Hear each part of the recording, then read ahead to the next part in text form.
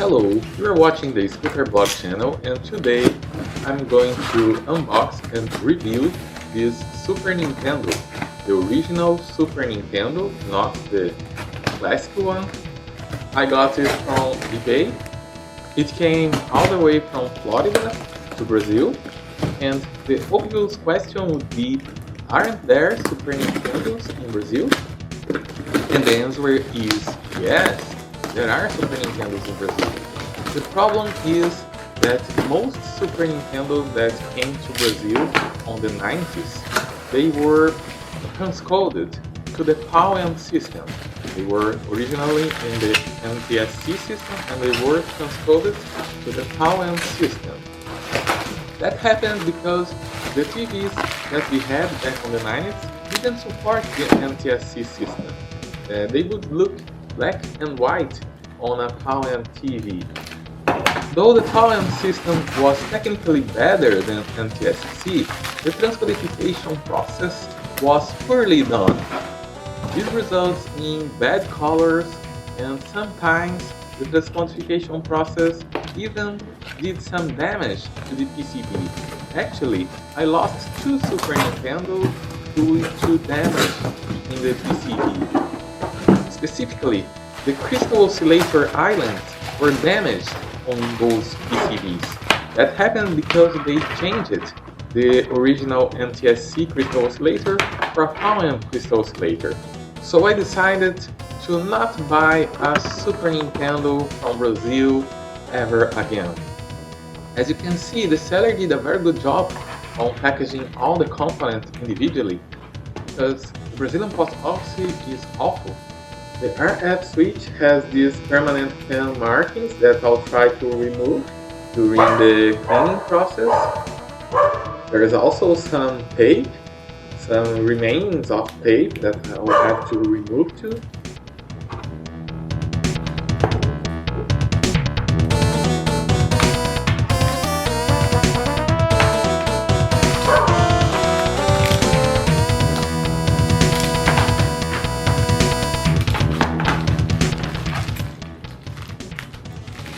So the first thing we got here is the Super Mario World cartridge. It's in very good shape, as you can see. I already have my copy of this game, but it's not a problem to have two of them, right?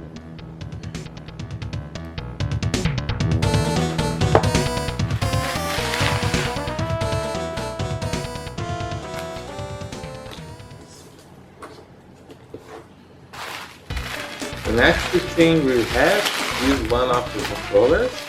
Let's take a look at it. It's also in very good shape. It's some cleaning, but in very good shape.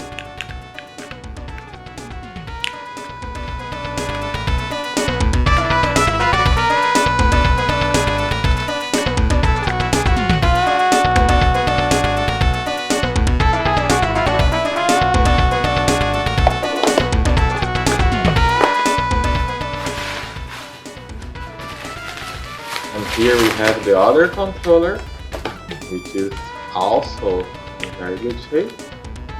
Also needs some cleaning, but it's in very good shape as well.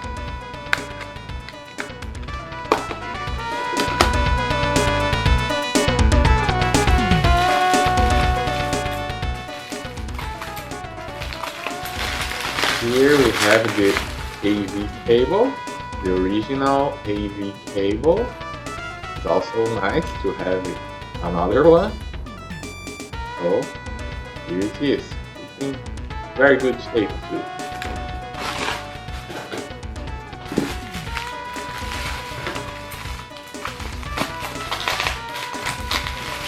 And here we have the power brick, the power AC adapter.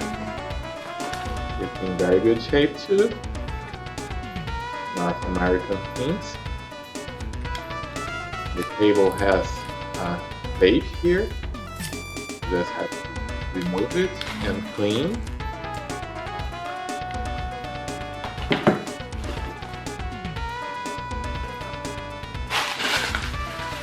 And finally, let's take the console itself.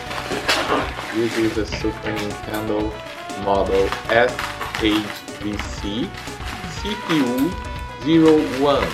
It's the first PCB of the Super Nintendo. This is the model that has the audio board. The audio components are all separated in this board. My choice for this specific model was not only because it has the best sound, but also because it is the model that I had since I was a kid. The model that was damaged due to the power transcodification. And when I sent it to a technician to try to fix it, the whole box broke my Super Nintendo. So I wanted to get the same model again.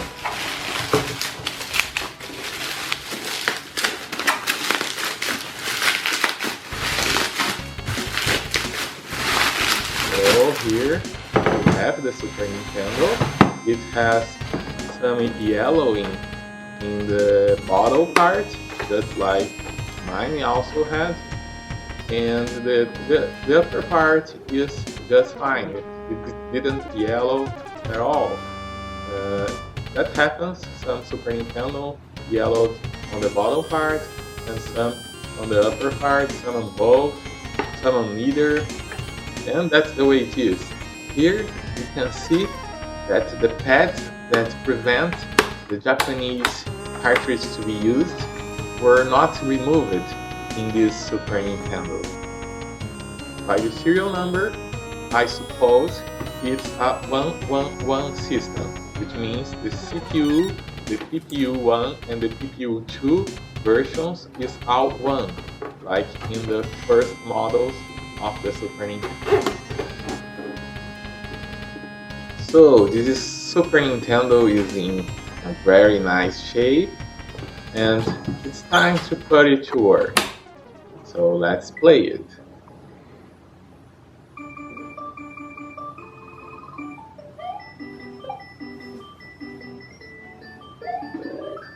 So far it's looking just fine. Oh, the cartridge stays, and actually with all the stages completed.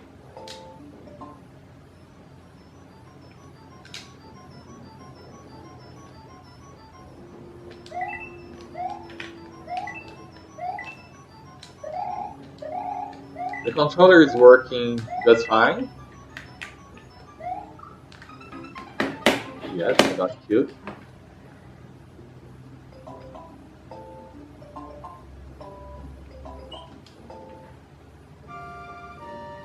And now let's test the other controller.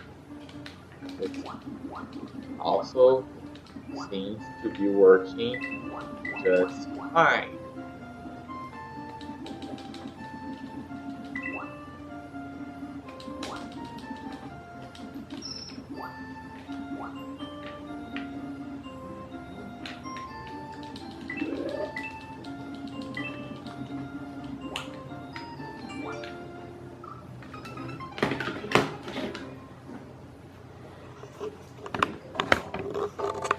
So let's take a closer look at everything.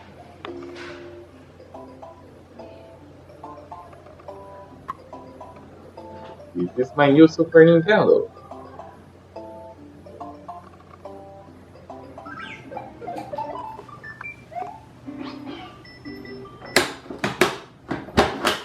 Time to test it with some other cartridges. This is one that was given to me. It's a pirate cartridge, but it's working just fine, I guess. It has a sticky chip inside.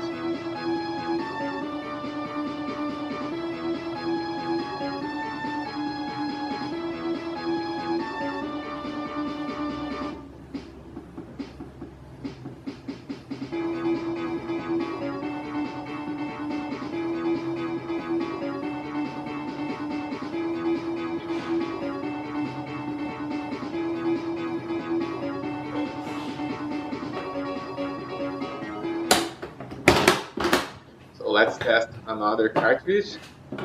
This one is also not genuine, and I guess this one does not have a CIC chip. So this probably means that this Super Nintendo is locked, which is good. I don't like when they unlock the system, because this also can damage the system.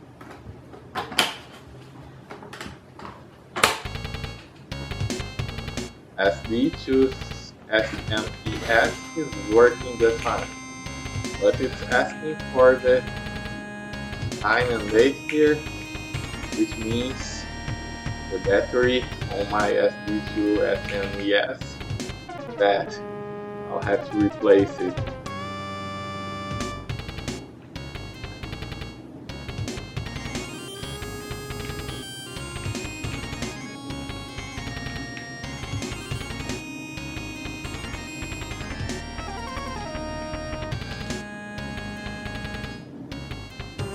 Here we can see that the CPU, the PPU1 and the PPU2 versions are all one. This is a 111 console, just like I suspected by looking at the serial number.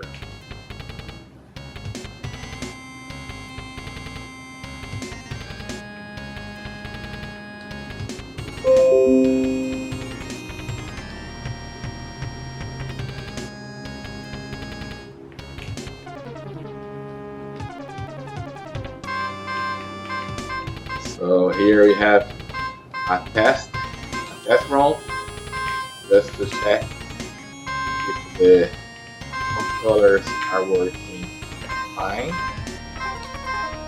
And yes, they are.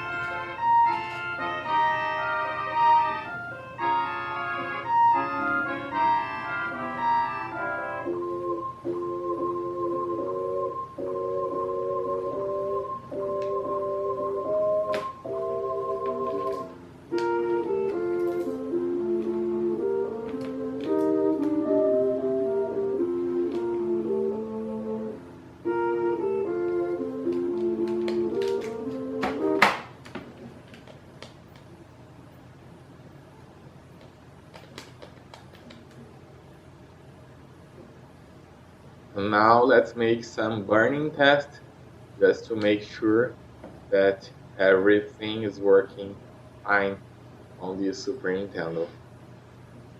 So yes, it passed all the tests.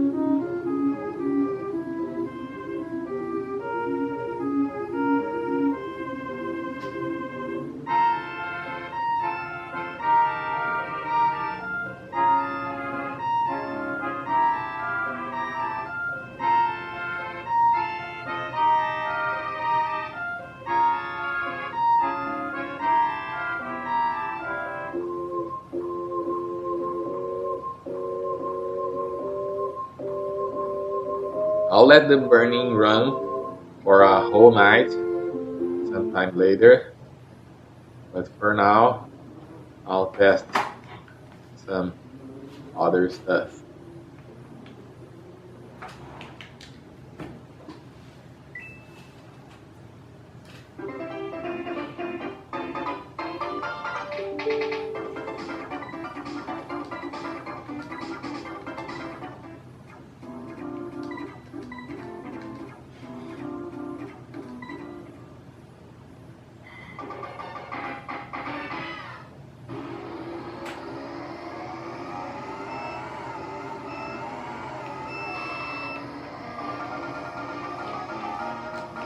So Super Mario Kart is playing just fine, no bugs here.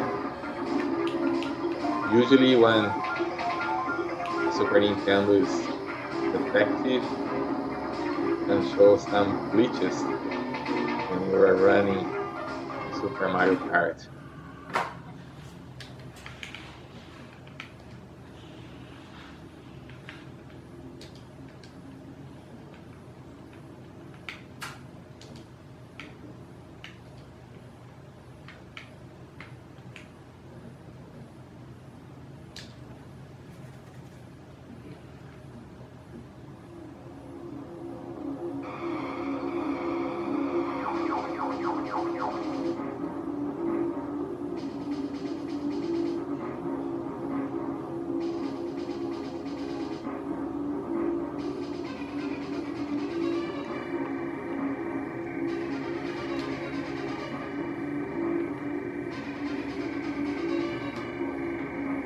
So Star Fox is also running just fine, no glitches here.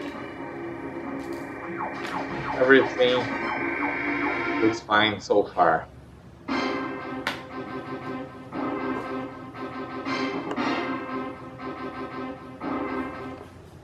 So it's time to open this console to see how it's looking inside. So everything looks clean. Capacitors have some oxidation. The big capacitor is there. Unfortunately, one of the towers is broken.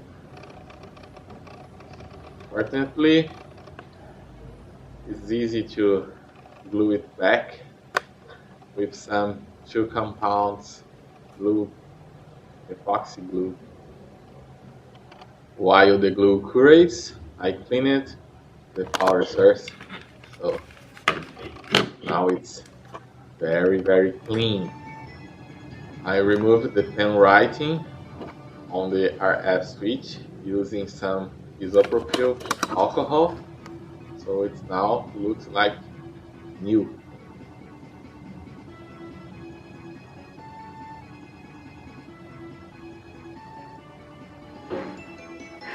The tower is now glued back to its place. Let's hope it stays there. The upper part is now cleaned too. It's perfect.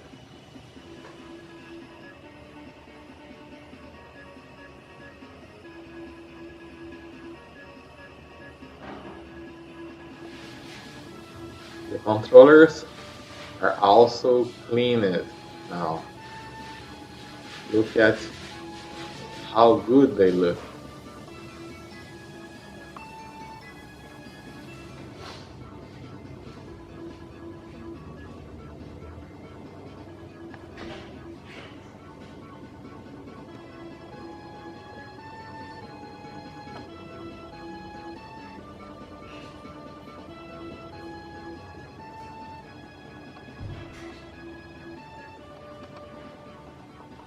The cartridge is cleaned too.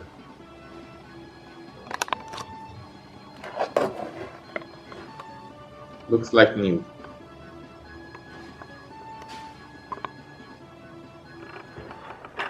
So I let the glue cure for all the night, and meanwhile I let the PCB on the burning test, make sure everything was okay. So now I close it, the console, and everything is clean now. Everything looks great.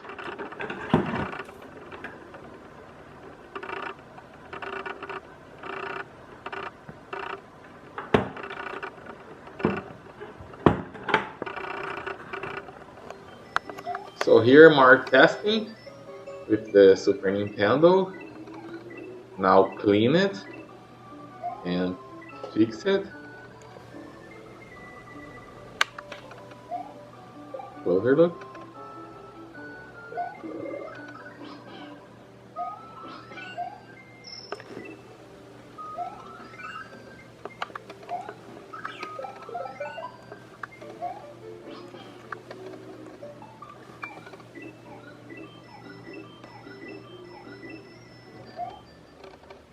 And that's all the stuff, the console and its accessories.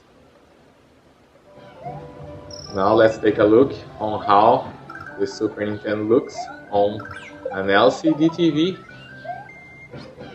using the FrameMeister and SCART cables.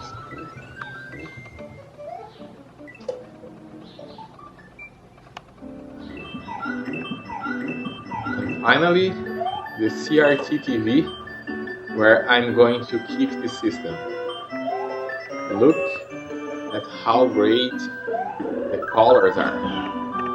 The column system would never get those perfect colors on this TV at least. So that's it. My new old Super Nintendo. Thank you for watching.